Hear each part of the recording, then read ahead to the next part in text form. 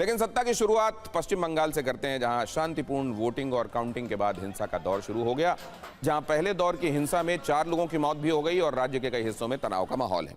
इस हिंसा में टीएमसी खुद को पीड़ित बता रही है, जबकि बीजेपी हिंसा का आरोप टीएमसी पर ही लगा रही है।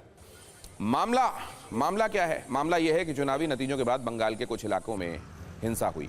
टीएमसी का आरोप है कि उसके 400 दफ्तरों में तोड़फोड़ की गई। प्रशासन का कहना है कि करीब 10-15 जगहों पर हिंसा हुई। इस हिंसा में 4 लोगों की मौत हुई, कई पुलिसकर्मी जख्मी हुए। हिंसा के बाद राज्य सरकार ने 10 सदस्यीय फैक्ट फाइंडिंग कमेटी की घोषणा की है, जो ये पता लगाएगी कि हिंसा कैसे हुई। कल हुई हिंसा के बाद लोगों के मन में सवाल है कि क्या जिस तरह से पहले चुनाव के बाद हिंसा हुआ करती है, ऐसा हमेशा देखा गया है कि वहां सियासत का, चुनावों का रक्त रंजित इतिहास रहा है, वैसी ही हिंसा फिर से होगी? इन सवालों के साथ हमने बंगाल में हिंसा पर एक वीडियो कुंजी तैयार की है, जिसमें बंगाल की मौजूदा स्थिति का पता चलेगा। शुरुआत संदेश खाली से। यहां कल रात उस वक्त हिंसा शुरू हुई जब पेट्रोलिंग के दौरान पुलिस और केंद्रीय सुरक्षा बलों की टीम पर अचानक हमला बोल दिया गया।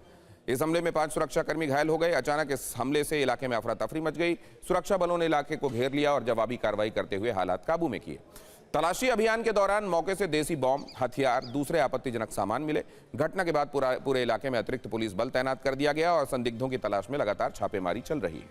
इससे पहले कल ही बीजेपी और तृणमूल कांग्रेस के एक कार्यकर्ता की मौत हुई थी। कोलकाता के न्यू टाउन इलाके में टीएमसी कार्यकर्ताओं ने बीजेपी कार्यकर्ता मधु मंडल को पीट कर मार दिया। इधर बीरभूम के नानूर में बीजेपी कार्यकर्ताओं पर टीएमसी कार्यकर्ता अबीर शेख की हत्या का आरोप लगा। हालांकि अब दोनों जगहों पर हालात काबू में है। कोलकाता में भी कल रात में बवाल हो गया। यहां की मशहूर न्यू मार्केट के पास टीएमसी दफ्तर को तोड़ दिया गया। आरोप है कि भीड़ ने बुलडोजर लाकर टीएमसी के न्यू मार्केट यूनियन दफ्तर को पूरी तरह से तोड़ दिया। टीएमसी नेताओं का आरोप है कि बीजेपी की जीत के जुलूस के दौरान पुलिस की इजाजत से यह सब हुआ। टीएमसी सांसद डेरेक ओब्रायन ने वीडियो सोशल मीडिया पर पोस्ट करके ऐसे ही आरोप लगाए। कई जगहों पर टीएमसी दफ्तरों में आग लगने की खबरें आई। टीएमसी के अलग अलग सांसदों ने वीडियो पोस्ट किए। उन्होंने आरोप लगाया कि पूरे राज्य में बीजेपी समर्थक टीएमसी दफ्तरों में तोड़फोड़ कर रहे हैं। मुर्शिदाबाद जिले के जियागंज में लेनिन की प्रतिमा तोड़ दी गई। टीएमसी इसके लिए भी बीजेपी को जिम्मेदार ठहरा रही है, लेकिन स्थानीय निवासियों का कहना है कि बीजेपी के लोग कभी ऐसा नहीं कर सकते। वैसे आपको बता दें कि जिस जियागंज में लेनिन की मूर्ति तोड़ी गई है, मशहूर गायक अरिजीत सिंह का घर इसी शहर में है और वो यहीं रहते हैं।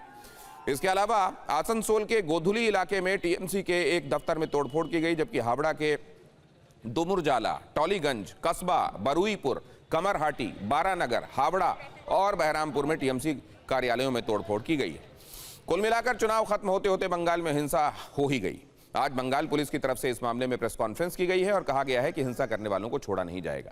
80 लोगों की गिरफ्तारी का दावा भी किया गया है और यह भी कह दिया गया है कि बिना इजाजत विजय जुलूस न निकाला जाए। कल कुछ घरों पे अटैक हुआ था, उसकी जांच करने के लिए यहाँ पे पुलिस आई। पुलिस का सीएपीएफ थी, उनके ऊपर अटैक किया गया। एक जो ओसी नजात था, उनके पैर में गोली लगी है। सीएपीएफ के कुछ जवान माइनर इंजरी हुआ था और एक लेडी कांस्टेबल भी इंजरी हुई थी। कई लोगों को हम लोगों ने यहाँ पे डिटेन करके पूछताछ की। उसमें हम लोगों को कुछ लोगों के नाम मिले हमको, उनके खिलाफ हम लोगों ने रेड किया।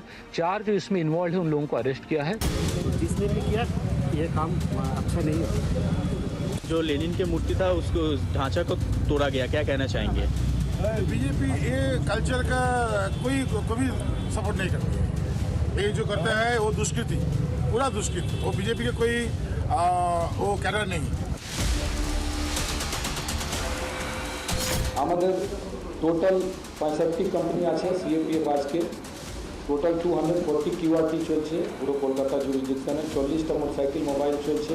প্রসেশন এবং র্যালি যেটা অর্ডার হয়েছিল এবং যেটা এমনি সিস্টেম আছে ভিক্টরি প্রসেশন, ওটা পুলিশ পারমিশন নিয়ে করতে আমরা বলেছি। এরকম কোনো পারমিশন না নিয়ে র্যালি হচ্ছে ওটা আমরা কিন্তু আটকাচ্ছি। কোনো রকম জেসিবি বা এরকম জিনিস নিয়ে কোনো রকম র্যালি হবে না, তা পরিষ্কার বলে দেওয়া হয়েছে। বেশি বড় কোনো ঘটনা এখানে হয়নি, অল্প কিছু হয়েছে ঘটনা। আমরা মোটামুটি 80 জনকে অ্যারেস্ট করেছি, যত রাফ অ্যান্ড রাউডি আছে।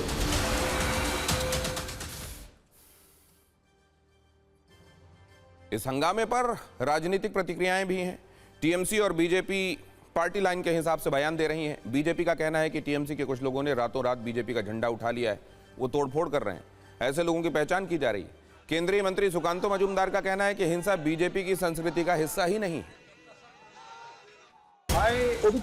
बॉय आउट थोड़ा सा इनका नारा देके आया था, कम से कम 300 से 400 पार्टी ऑफिस तोड़े गए। वो भी तो कम से कम 150 ऐसे कैंडिडेट्स हैं हमारे जिनके घर के अंदर घुस के हमला चलाया गया, जिनके नीचे गराज में या पार्टी ऑफिस में एकदम घुस के तोड़फोड़ मचाया गया। तो ये है बीजेपी का, भाजपा का भरोसा का मॉडल। बीजेपी को बीजेपी बने रहना है, टीएमसी नहीं बनना है। टीएमसी को लोगों ने रिजेक्ट किया, इसलिए टीएमसी जैसा आचरण मत करिए।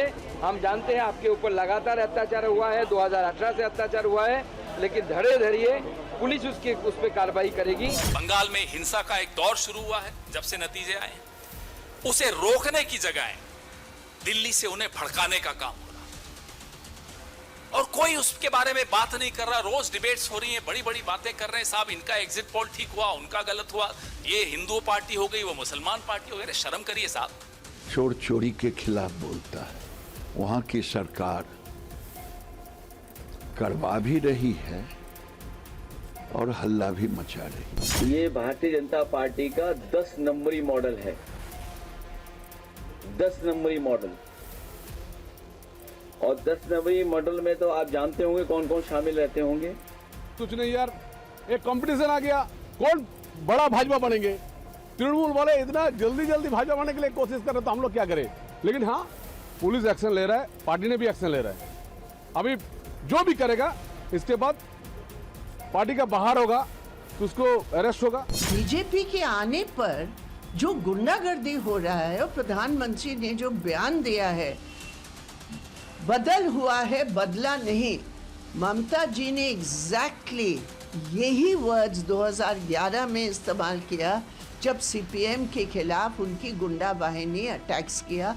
वही बात आज दिखाई दे रहा है। हमने हमेशा देखा है कि पश्चिम बंगाल में इन नतीजों को स्वीकार करने के लिए ममता बनर्जी के लोग तैयार नहीं होते हैं और इसकी वजह से वो हिंसा भड़काते हैं। मैं चुनाव आयोग से और वहां पर इस वक्त लॉ एंड ऑर्डर की सिचुएशन संभालने वाली संस्था से, एजेंसी से निवेदन करूंगा कि ऐसे तमाम उत्पातियों के खिलाफ सख्त कार्रवाई की जाए।